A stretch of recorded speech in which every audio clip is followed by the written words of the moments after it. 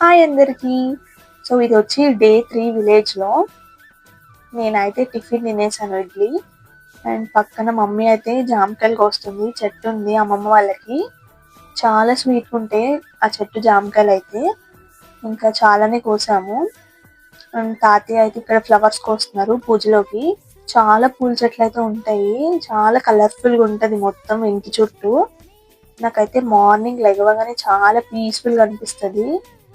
Morning fresh గాలి and ఆ పిచ్చుకల sound చాలా ప్రశాంతంగా అనిపిస్తది లెగవగానే. అండ్ ఇక్కడ తాతయ్య పూజ అయితే చేసేస్తున్నారు. నేను ఇంకా ఫ్రెష్ అయిపోయి లంచ్ అయితే తిన్నాను. ముద్దపప్పు, ఆవకాయ ఇంకా సాంబార్ చేసింది అమ్మమ్మ. అండ్ హ్యాపీగా అయితే తినేసాను నేను. ఇంకా బయటికి వెళ్దాం అనుకున్నాం నేను మమ్మీ. ఇంకా వర్షం స్టార్ట్ అయింది అప్పుడే ఫుల్. ఇంకా ఈవినింగ్ వెళ్ళాల్సి వచ్చింది. సో అది నెక్స్ట్ వీడియోలో చూసేయండి.